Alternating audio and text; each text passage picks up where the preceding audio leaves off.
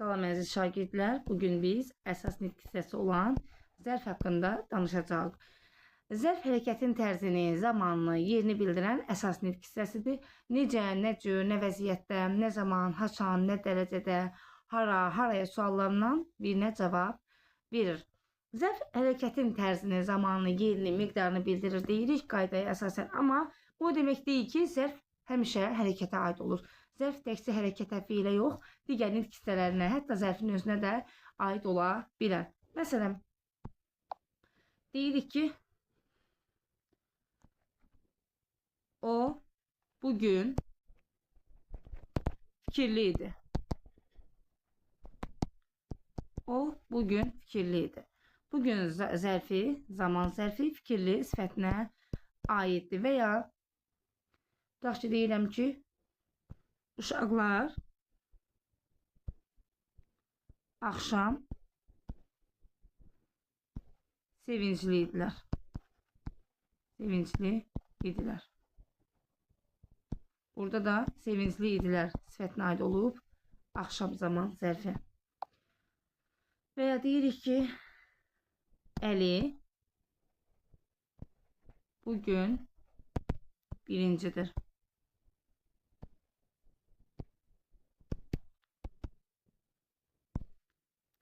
Burada bugün zaman zərfi birincidir sayına aid olmuşdur. Bir sözlə zərflər təkcə fiili hərəkətə yox, digər nitq hissələrinə də aid ola bilərlər. Zərf fiili aid olduqda həm təsriflənən fiilə, həm də təsriflənməyən fiilə aid olur. Məsələn, deyirəm, axşam gələndə, axşam gələndə. Bir də deyirəm, axşam gələcək. Axşam gələcək. Axşam gələndə, buradakı gələndə fiili təsriflənməyən fiildir, fiili bağlamadır. Axşam gələcək təsriflənən fiildir, fiilin xəbər şəklindədir. Yəni, zərf həm təsriflənən fiilə, həm də təsriflənməyən fiilə aid ola bilər. Zərfin quruluşda növləri. Zərfin quruluşda 3 növü var. Sadə zərflər, düzəltmə zərflər və mürəkkəb zərflər. Sadə zərflər adından da göründüyü kimi sadə. Sadəcə olaraq söz kökündən və ya söz kökünə aid olan qrammatik şəkilçidən ibarət ola bilər. Məsələn, ora, bura, elə, belə sözləri isə zərf deyil. Bax, elə, belə sözləri zərfi əvəz edən əvəzliklərdir. Əvəzlik. Bunları biz zərf kimi düşünmürük. Bunlar əvəzliklərdir. Ora, bura, daha sonra havayı, axşam, gecə, gündüz və s. kimi sözlər sadə zərflərdir. Ən çox hansı zərflərdə diqqətli oluruq? Deməli, inişil, sırağa gün,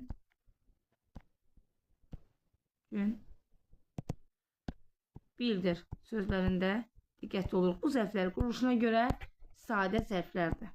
Sadə zərflərdir. Bəzən bunları düzəltmə və ya mürəkkəb zərf kimi düşünürük. Yəni, şagirdlərimizin diqqətini bunlarla yayındırmaq olur. İnişil sadədir. Çünki dilimizdə elə bir söz yoxdur. İl sözü olaraq düşünsək də iniş sözü yoxdur. Sırağa sözü yoxdur dilimizdə. Ona görə sırağa gün sadə zərfdir.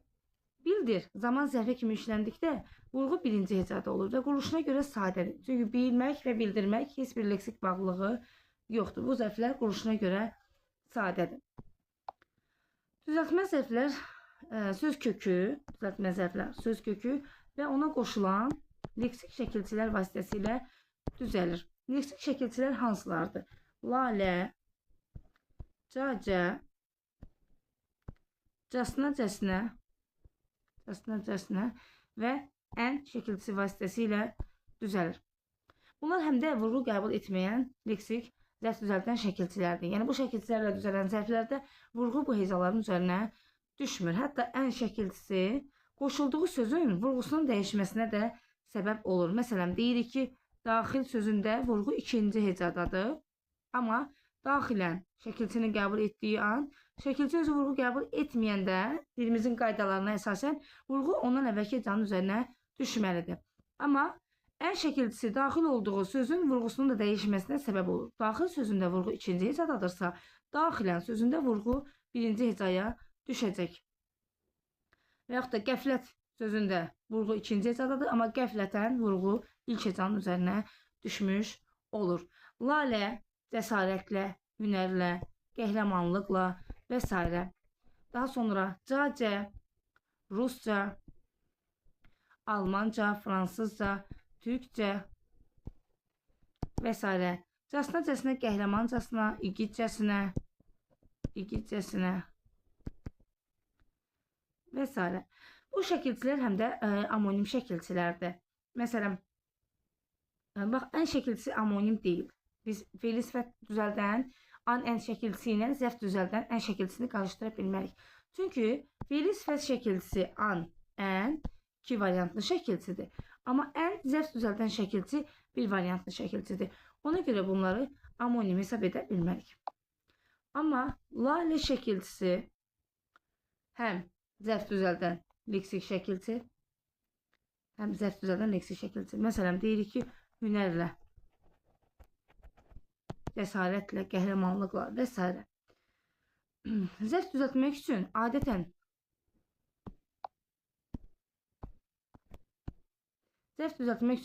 mücərrəd isimləri qoşulur. Məsələn, hünərlə, cəsarətlə, qəhrəmanlıqla biz bu isimləri görmürük. Əsasən mücərrəd isimlərə qoşulur. Daha sonra digər nitq hissələrindən fe'il düzəldir. Məsələn, deyirik ki, gözləmək, yağlamaq. Burada nə yaradıb? Fe'il yaradıb. Göz, gözlə, yağla. Daha sonra lalə konkret isimlərə qoşularaq qoşma yaradır əsasən. Məsələn, mən telefonla danışıram. Nə ilə danışıram? Telefonla. Burada lalə qoşma kimidir. Dostumla mağazaya getdim. Dostumla kim ilə? Bunu həm sual əsasında da müəyyən edə bilərik. Hünərlə vuruşurdu. Necə vuruşurdu? Telefonla danışıram. Nə ilə danışıram? Və yaxud da gözlə, nəyit, yağla, nəyit.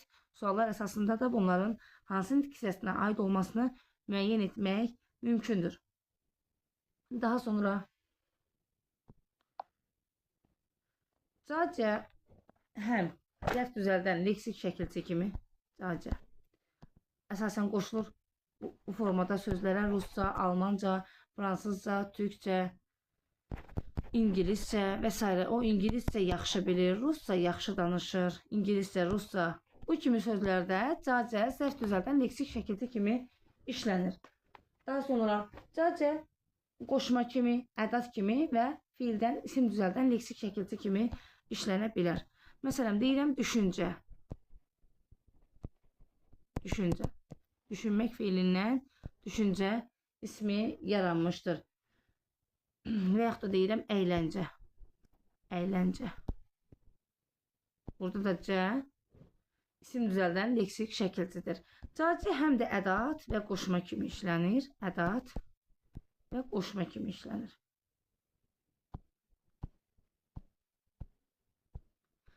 Ədat kimi işləndikdə biz bilirik ki, ədat cümlədə sözün və yaxud da cümlənin təsir gücünü artıran köməkçi nitq hissəsidir. Ədatı cümlədən çıxardıqda cümlənin ümumi məzmunu dəyişmir. Sadəcə təsir gücü azalır. Məsələn, deyirəm ki, onu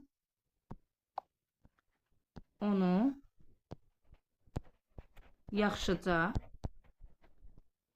döydülər. Cacəni cümlədən çıxarsaq, onu yaxşı döydülər. Cümlənin ümumi məzmununa heç bir zərər gəlmədi, təsir etmədi. Sadəcə olaraq onu yaxşı döydülər. Bir də deyirik, onu yaxşıca döydülər. Cümlənin ümumi təsir gücünü artırmış hesab olunur. Deməli, bu ədatdır. Cacə qoşma kimi işləndikdə onu əvəzləyə bilirik sinonim olduğu sözlərlə. Cacə qoşmadırsa onu ilə, qədər və görə qoşmaları ilə əvəz edə bilərik. Məsələn, deyirəm ki, yol boyunca ağaclar əkilmişdi. Burada canı yol boyu ilə ağaclara əkilmişdi, əvəz edə bilərik. Onun səncə savadı yoxdur. Yəni, sən qədər savadı yoxdur. Və yaxud da deyirəm ki, zərfin quruluşca 3 növü var. Zərfin quruluşuna görə 3 növü var. Burada isə sinonim olduğu qoşmalarla əvəzləmək mümkündür. Daha sonra zət düzəldən digər leksik şəkilçilər hansılardır? Deməli, aşı, əşi, yanaşı, daha sonra əki şəkilçisi var. Aşı, əki, yanaşı, çəpəki. Aşı, əşi, aşı bir variantlıdır. Əki iki variantlıdır. Yanaşı, çəpəki, yanaşı və s. Sonra anə, yana və yanə şəkilçiləri var. Yanə şəkilçiləri. Deməli, bu şəkilçi onsuz da tərkibində uzun tələffüz ona sait var. Yəni, anə, yanə, yana. Burada ilk hecadakı sait səs uzanır. Və bu şəkilçi uzun saitli digər sözlərə qoşulduqda həmin sözlərdə uzanma hadisəsi 2 dəfə baş verir. Məsələn, dahi sözündə uzanma hadisəsi var və dahiyanə sözü, yəni yanə şəkilçisi qoşulduğu zaman 2 dəfə sözdə uzanma hadisəsi baş verir. Məsələn, malikanə, sonra şairanə və s. Amma bu bütün sözlərə aid deyil. Yəni biz deyə bilmərik ki, anə, yanə şəkilçisini qəbul edən bütün sözlərdə 2 dəfə uzanma hadisəsi baş verir. Əlbəttə, bu düzgün yanaşma deyil. Əgər söz özü uzanarsa, sözdə uzanan sahib varsa, bu şəkilçinin özündə də uzanma hadisəsi olduğu üçün 2 dəfə uzanma baş verə bilər. Məsələn, dost yana. Burada dost sözündə uzanma hadisəsi olmadığı üçün bu fikri qəbul edə bilmərik. Və yaxud da deyirəm ki, mərdanə. Anə, yəni. Mərd sözündə uzanma hadisəsi yoxdur, mərdanə. Deməli, burada bir dəfə uzanma hadisəsi baş verəcək. Daha sonra səs düzəldən digər leksik şəkilçi lıq, lik, luq, lük və lıq, lik, luq, lük üstə gəl, da, də şəkilçisi vasitəsilə də zərf düzəlir. Lıq, lik həm zərf düzəldir. Məsələn, deyirəm ki, o, bu şəhəri həmişəlik tərk etdi. O, indilik danışmır.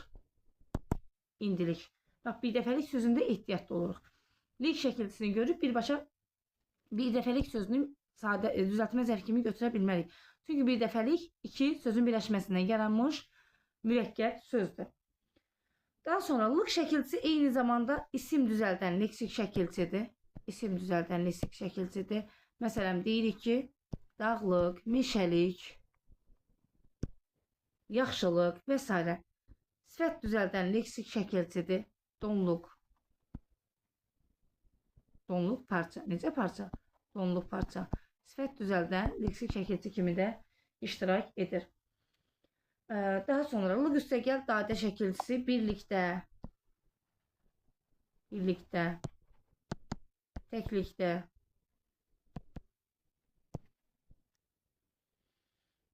daha sonra gəl şəkilçisi, gəl, birgə, bir sayından birgə zərfi yaranmışdır.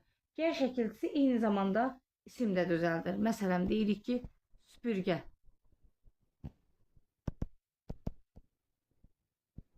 Süpürgə və yaxud da ki, döngə və s. Burada isə isim yaratmış hesab olunur. İsim. Daha sonra zərf düzəldən dadə və damdən şəkilçiləri haqqında danışaq.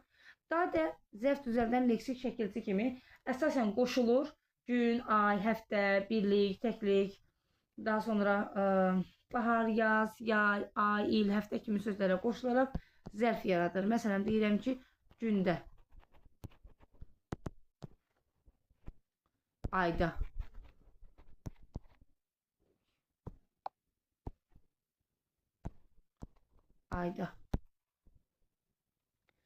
və yaxud da yayda, payızda, qışda.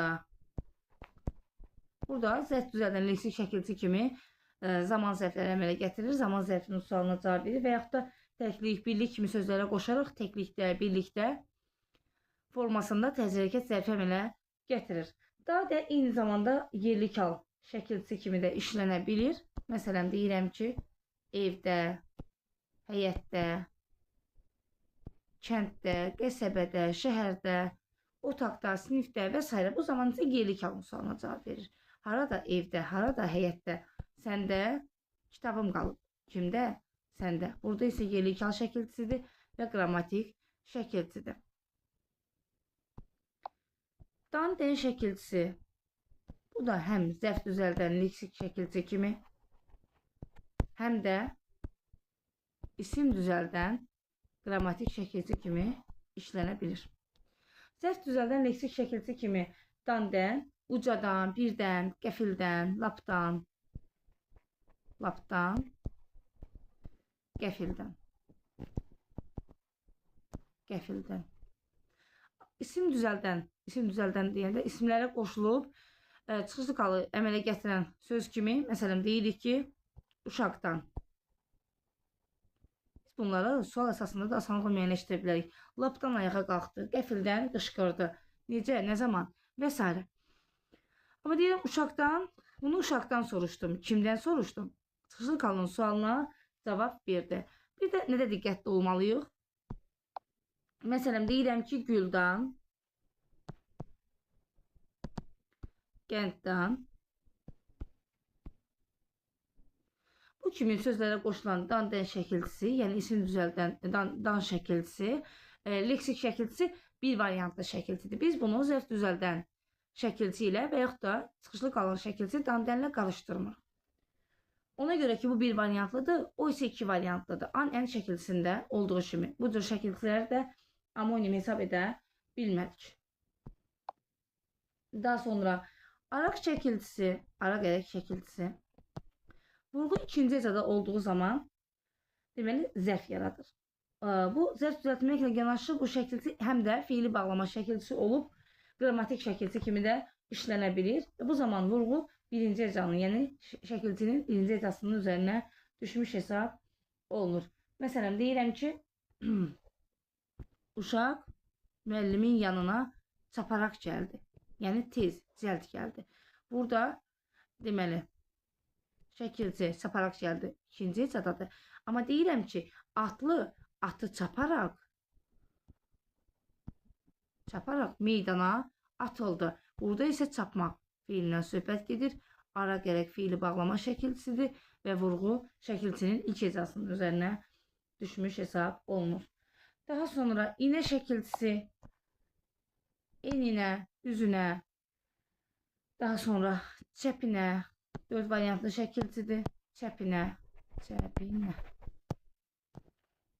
çəpinə, eninə, düzünə və s. Inca şəkilçisi, inca şəkilçisi, inca. Bu da, əgər desəm ki, doyunca, daha sonra gülüncə, ağlayınca və s. Burada ağlamaq, gülmək hərəkətlərindən söhbət gedir. Bildiyimiz kimi bu həm də fiili bağlama şəkilçisi, bu zaman qrammatikdir. Amma deyirəm ki, onun zəhmətinə qədərincə, layiqincə bu kimi sözlərə qoşulduqda zərfi olur və leksik şəkilçi hesab olunur qədərincə. Daha sonra lazımınca, onun zəhməti lazımınca qiymətləndirilmədi. Lazımınca, lazımınca. Amma desəm ki, gəlincə, gedincə, oxuyunca, baxınca, durunca və s. bu kimi sözlərdə isə inca şəkilçisi fiili bağlama şəkilçisidir və qrammatik şəkilçisidir. Daha sonra cək şəkilçisi var. Cək şəkilçisi sevincək. Bu da yaranır cək şəkilçisi vasitəsilə. Sevinməkdən sevincək zərfi yaranmışdır. Daha sonra zərfin quruluşca mürəkkəb olan növü, yəni quruluşca mürəkkəb olan zərflər deməli 2 və daha artıq sözün birləşməsindən yaranır. 2 və daha artıq sözün birləşməsindən yaranır. Mürəkkəb zərflər həm devslə, həm ayrı, həm də bitişik yazıla bilir. Devslə yazılan mürəkkəb zərflər hansı yollarla yaranır? Deməli, sadə sözlərin təkrar yolu ilə. Məsələn, deyirəm ki, o tez-tez bizə gəlirdi.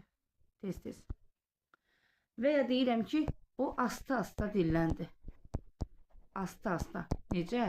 Asta-asta. Yavaş-yavaş gəlirdi. Uşaqlar bir-bir sinifə daxil oldular və s. Bu kimi sözlər, yəni eyni sayın təkrarından da zərf yaranır.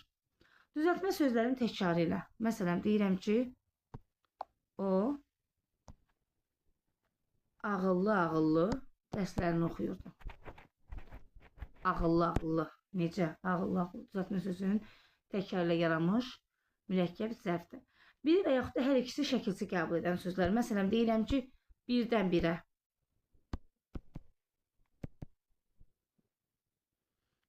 Və yaxud da deyirik ki, ildən ilə. Yan yana. Biri və ya hər ikisi şəkilsi qəbul edən sözlərin köməyi ilə yaranmış zərflərdə defislə yazılır. Və yaxud da yaxın mənalı sözlərin köməyi ilə. Deyirəm ki, o ara sıra bizə gəlirdi. Ara sıra bizə gəlirdi. Uşaq lal dinməz oturmuşdu. Lal dinməz. Antonim sözlərin köməyi ilə. Məsələn, deyirəm ki, gec-tez haqq ədalət öz yerini tapacaq. Sonra tərəflərindən biri və ya hər ikisi ayrılıqda işlənə bilməyən sözlərin köməyi ilə. Məsələn, deyirəm ki, uşaq dizin-dizin sürünürdü.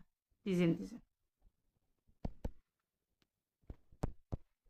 Körpə için-için ağlayırdı. Daha sonra və yaxud da ki, xısın-xısın hər iki tərəfə ayrılıqda işlənə bilməyən sözlərin köməyi ilə yaranmış mürəkkəb zərflərdir. Daha sonra bir də yönlü çalda olan bir sayına yönlü çalda olan bir sayına hər hansısa bir digər sayların qoşulmasıyla əsasən belə 1-ə 5 1-ə 10 yazılışını yazaq 1-ə 5 1-ə 10 1-ə 1000 və s. Daha sonra bitişik yazılan mürəkkəb zərflər müxtəlif mənalı sözlərin birləşməsindən yaranır. Məsələn, deyirəm ki, üzü yuxarı. Üzü yuxarı. Addım başı. Məsələn, meşələrdə addım başı ceyrana rast gəlirsən. O dağı üzü yuxarı qalxırdı. Göz ucu. O mənə göz ucu baxdı. Bir də bab və bitişdiricisinin köməyi ilə yaranmış mürəkkəb zərflər var. Bab və bitişdiricisinin köməyi ilə. Deməli, A bitişdiricisi mürəkkəb zərf yaratmır. Bunu ümumiyyətlə zərflə qarışdırmırıq. Bab və bitişdirici isə həm zərf, həm sifət yarada bilər. Məsələn, deyirəm ki, rəng-bərəng çiçəklər, burada rəng-bərəng sifət olacaq. Amma desək ki, çiçəklər rəng-bərəng açmışdır, burada isə bab və zərf yaratmış hesab olunacaq. Qapılar taybatay açılmışdı. Taybatay açılmışdı. Və ya uşaqlar üzbəyüz oturmuşdular. Üzbəyüz. Burada isə babə zərf yaratmış hesab olmuş. Daha sonra ayrı yazılan mürəkkəb zərflər hansılardır? Hər gün, bugün, bu an, bu vaxt, bu saat, bu dəqiqə və s. Biz deməli, əsasən hər və bu sözlər ilə yaranan mürəkkəb zərflərindən diqqətli olmalıyıq. Bugün, o gün, hər gün kimi sözlər var ki, bunlar həm mürəkkəb zərf kimi, həm də söz birləşməsi kimi iştirak edə bilərlər. Məsələn, deyirəm ki, o hər gün məktəbə gedir. Hər gün məktəbə gedir. Məktəbə gedir. Nə zaman? Hər gün. Əgər zaman məzmunu əmələ gətirib nə zaman, nə vaxt, haçan suallarına cavab verərsə, bu zaman olurlar mürəkkəb zərf. Amma desəm ki, hər günün öz hökmü var. Hər günün öz hökmü var. Aha. Burada hansı günün, hər günün deyə bilmək ki, nə zamanın, hər günün bu formada işlənir. Həm də burada gün məktəbə gedir. Yəni hər sözünü çıxanda düzgün olur. Amma günün öz hökmü var deyə bilirik. Hər cümlədən çıxara bilirik. Və yaxud da deyirəm ki, bugün hava soyuq olacaq. Nə zaman? Bugün. Bütövlükdə bir suala cavab verir. Həm də gün hava soyuq olacaq deyə bilmirik. Amma desəm ki, bugün maraqlı keçdi. hansı gün, bugün sualına cavab verə bilir söz birləşməsi şəklində və cümlədən çıxarıb gün maraqlı keçdi formasında da işlədə bilirik.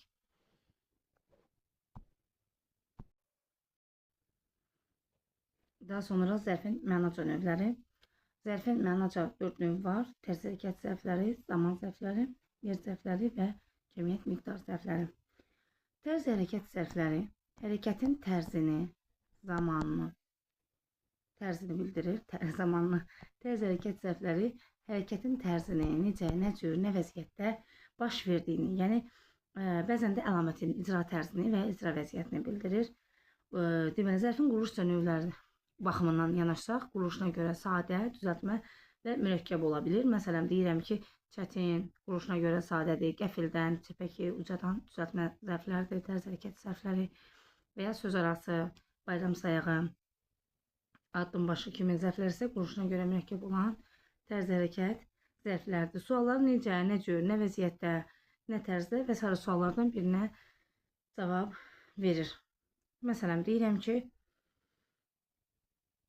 o çox düşüncəli idi. Çox tərz hərəkət zaman zərfidir, miqdar zərfidir. Deyirəm, o yaman fikirli idi. Deməli, tərz hərəkət zərfi aid ola bilir əlamətə, fikirli əlamətinə, yaman fikirli əlamətə də aid ola bilir. Daha sonra nələri qarışdırmamalıyıq, diqqətli olmalıyıq. Tərz hərəkət zərfləri ilə zaman məzmununu ifadə edən, tərz hərəkət məzmununu ifadə edən qoşmalı sözləri və yaxud da feili bağlamaları qarışdıra bilmərik. Çünki suallar eynidir. Feili bağlama şəkilçiləri ıb, ib, ub, üb, araq, ərək, daha sonra madan, mədən, a, ə şəkilçiləri ilə düzələn feili bağlamalar, a, ə şəkilçiləri ilə düzələn feili bağlamalar da tərz məzmununu bildirir. Məsələn, deyirəm ki, o dərslərini oxuyub yatmağa getdi. Necə? O dərsi dinləyərək başa düşür. Necə?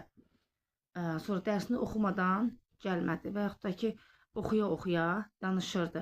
Yemək yeyə-yeyə mənə qulaq asırdı və s. kimi zərflər, feili bağlamalar zərfin xüsusiyyətlərini daşıya bilər. Axı, feili bağlama həm də feillə yanaşı zərfin də xüsusiyyətini daşıyır. Buna görə də bunları qarışdırılmaq üçün şəkilçilərə diqqət etməliyik.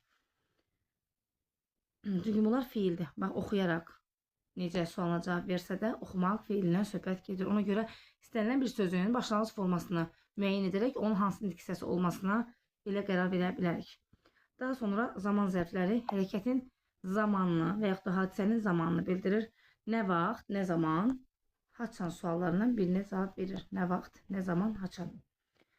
Bunlar da quruluşuna görə sadə, düzəltmə, mürəkkəb olmaqla 3 qrupa bölünür. Məsələn, əvvəl, sonra, qabaq, bildir kimi sözlər quruluşuna görə sadə, daha sonra qışda, yayda, indilik, həmişəlik, günbəgün, mürəkkəbdir, digərləri isə düzəltməkdir. Günbəgün, an-ba-an, günorta kimi zərflər isə quruluşuna görə mürəkkəb olan zaman zərfləridir. Daha sonra zaman zərfləri bəzən ism aid xüsusi şəkillər qəbul etsə də, məsələn, deyirəm ki, axşamlar, hamı ocağın ətrafına toplanır. Ocağın ətrafına toplaşır. Nə zaman? Axşamlar. Nə zaman hamı ocağın ətrafına toplaşır? Axşamlar. Zərf ismə məxsus olan cəm şəkilçisini qəbul etsə də, yenə də isimləşmir, zərf olaraq qalır. İsmi xüsusiyyətini daşımır. Daha sonra diqqətli olmalıyıq nədə? Feili bağlama şəkilçisi anda və arkən. Anda, əndə və arkən şəkilçiləri ilə düzələn feili bağlamalar da zaman məzmununu ifadə edə bilirlər. Buna görə onları da zərflə qarışdıra bilərik. Bunları zərf hesab edə bilmərik. Çünki bunlar ilk hissəsi baxımından feildir, hərəkətdir. Məsələn, deyirəm ki, yağış yağanda sevinirəm. Nə zaman sevinirəm? Yağış yağanda. Nə zaman sualına cavab verməsi bunun zərf olmağını deməyə əsas vermir. Çünki yağmaq feili, anda əndə feili bağlama şəkilçisi, sözün başlanğıc forması yağ, yağmaq burada Fiildir ilk hissəsi baxımından. Və yaxud da ki, zəng vurularkən uşaqlar ayağa qalxdı. Vurularkən. Ne zaman? Zəng vurularkən. Amma sözün başlanğıc formasına baxsaq, vurulmaq feili düzəltmə feildir. Arkən isə feili bağlama şəkilçisidir. Daha sonra elə sözlər var ki, onlar yerinə görə həm tərz hərəkət zərfi kimi işlənə bilirlər, həm də zaman zərfi kimi işlənirlər. Məsələn, tez və tez-tez sözləri belə sözlərdəndir. Tez sözü və tez-tez sözü. Deməli, əgər bunlar cəld, sürətlə məzmununu ifadə edə bilirsə, deyirəm tez gəl və yaxud da ki, deyirəm o tez-tez danışır. Burada isə olacaq tərz hərəkət zərfi. Amma deyirəm o tez-tez bizə gəlirdi. Burada isə zaman zərfi kimi çıxış edəcək, əgər zaman məzmununu ifadə edərsə. Vaxtından, əvvəl, davamlı, mütəmadi. Məsələn, deyirik ki, o tez-tez nənəmgilə gəlirdi. Onun saçları tez ağarıb. Yəni, vaxtından əvvəl ağarıb. Bu zaman isə olacaq zaman zərfi. Daha sonra yer zərfləri. Yer zərfləri.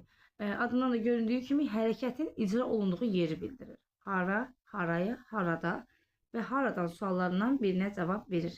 Bunlar da quruluşuna görə sadə, düzəltmə və mürəkkəb olur. Məsələn, deyirəm ki, aşağı, aşağı, aşağı yer zərfi quruluşuna görə sadə yer zərfidir. Və ya deyirəm ki, yaxınlıqda, yaxınlıqda, bu da quruluşuna görə düzəltmədir. Lıq və daş şəkilçilərinin köməyi ilə yaranmışdır. Sağa sola, üzü yuxarı, ora bura kimi zərflər isə quruluşuna görə mürəkkəb yer zərfləri hesab olunur. Daha sonra yer zərfləri nələr qarşıdıra bilərik? Yer, məkan mənalı isimləri. Yer zərfləri ümumi yer anlayışı belə deyək, bildirir. Konkret adı çəkilən məkanın adını sözlə dəqiq demək olmur. Məsələn, deyirəm ki, səni orada gözləyəcəm. Burada orada dedikdə konkret hansı məkandan söhbət getdiyini bilmirik. Və yaxud da deyirəm ki, sabah sən də bura gəl. Və yaxud deyirəm ki, gəl sabah ora gedək. Konkret bir məkan yoxdur. Ümumi yer anlayışıdır. Ora deyəndə söhbətin hansı məkandan söhbət getdiyini bilmirik. Desəm sabah sən də ora gəl və yaxud da ki, biz də sabah aşağı düşəcəyik.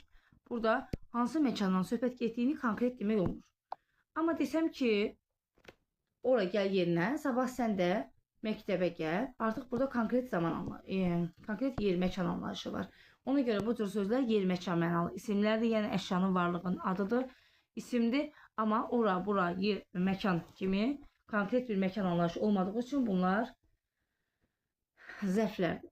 Yer zərfləri həm də konkretdir. İrəli, geri, ora, bura, sonra yuxarı, aşağı, sağa, sola və s. kimi zərflər yer zərfləridir. Miqdar zərfləri də hərəkətin və əlamətinin miqdarını bildirir. Nə qədər, nə dərəcədə suallarla birinə cavab verir. Quruluşuna görə həm sadə, həm düzəltmə, həm də mürəkkəb olur. Məsələn, deyirəm ki, uşaqlar dərsi az oxumuşdular. Az oxumuşdular. Burada oxumuşdular nə qədər az hərəkətin miqdarını bildirir. Daha sonra quruluşuna görə sadə, düzəltmə, mürəkkəb olur. Az gördüyümüz kimi sadədir. Amma düzəltmə olaraq deyirəm ki, o hər şeyi tamamilə unutmuşdu. Quruluşuna görə düzəltmədir. Mən bunu sənə dəfələrlə demişəm. Nə qədər demişəm? Dəfələrlə demişəm. Bu da quruluşuna görə düzəltmə, miqdar zərfidir. Mürəkkəb zərflər isə az çox, dönə-dönə, qat-qat, birə-beş, bir qədər və s. kimi sözlərdən yaranmış miqdar zərfləridir. Miqdar zərfləri həm əlamətə aid ola bilir, həm də hərəkətə aid ola bilir. Məsələn, deyirəm ki, hava çox isti idi. Burada miqdar zərfi əlamətə də aid olmuş oldu. Və yaxud da deyirik ki,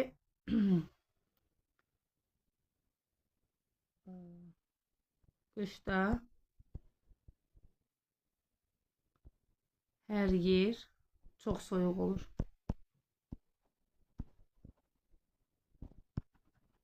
Olur. Çox soyuq.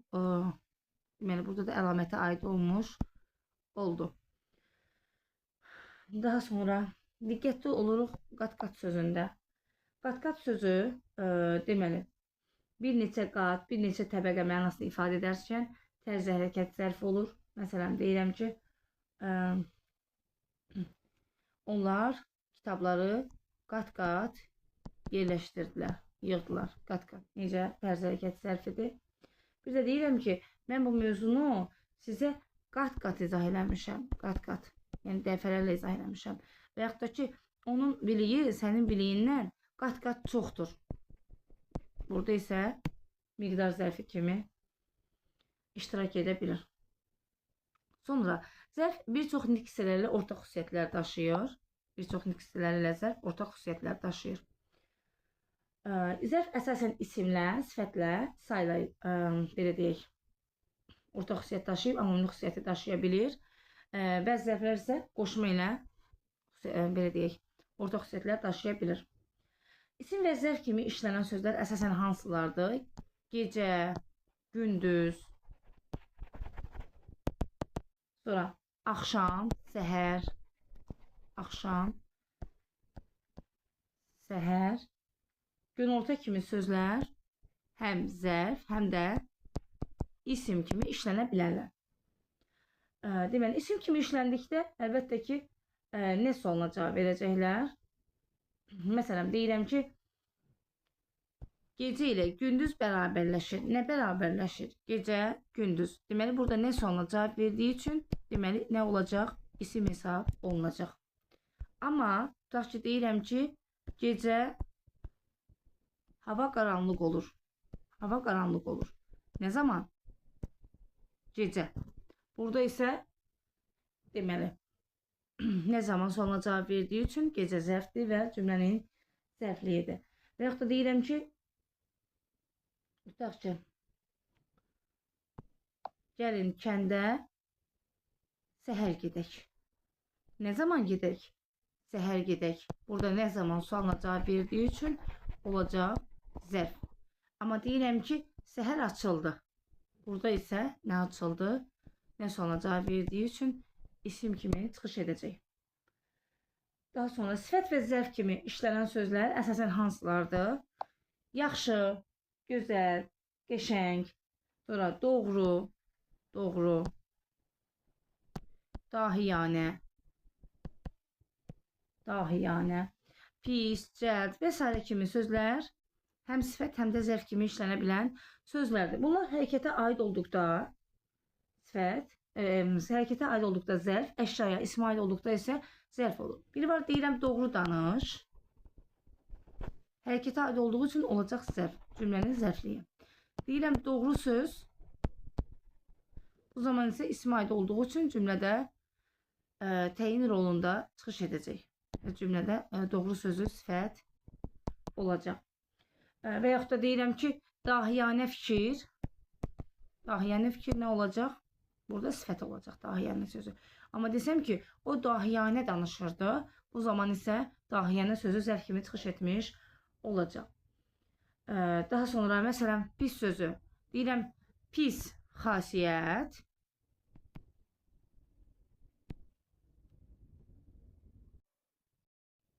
İsmə aid olduğu üçün pis sözü burada sifət olacaq. Amma desəm ki, o dərslərini pis oxuyur.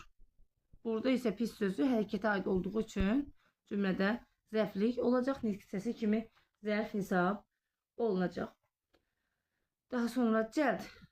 Deyirəm, cəld qaç, bu xəbəri ona çatdır. Hərəkətə aid olduğu üçün zərfdir. Amma desəm ki, o çox cəld insandır. Burada isə əşyaya aid olduğu üçün, insana yəni aid olduğu üçün sifət kimi çıxış edəcək. Daha sonra say və zərf kimi çıxış edən sözlər az, çox, xeyli, bir qədər, sonra çoxlu, azacıq və s. kimi sözlər isə həm say, həm də zərf kimi çıxış edir. Bu sözlər də əşyaya aid olduqda, bildiyimiz kimi say əşyanın miqdarını bildirir. Zərf isə hərəkətin miqdarını bildirir. Əşyaya aid olduqda desəm ki, az meyvə, çox kitab, xeyli insan, çoxlu şagird. Burada əşyaya aid olduğu üçün bu sözlər say kimi çıxış edəcəklər. Amma desəm ki, az danış, çox oxu, xeyli düşün, çoxlu ye. Burası hərəkətə aid olduğu üçün zərf kimi çıxış edəcək həmin sözlər. Sonra bir çox sözləri yalnız və yalnız say kimi çıxış edə bilir və onlardan sonra gələn isimlər yalnız cəmdə olur. Bir sıra insanlar, bir çox adamlar və s. Sonra elə sözlər də var ki, onlar həm qoşma, həm də zərf kimi işlənə bilirlər. Həm qoşma, həm də zərf kimi işlənə bilirlər. Məsələn, bunlara daxildir əvvəl, qabaq, sonra. Bunlar zaman zərfi kimi işlənir. Məsələn, əvvəl sən danış, sonra mən. Deməli, qabaq, deməli, belə hadisələr baş vermirdi.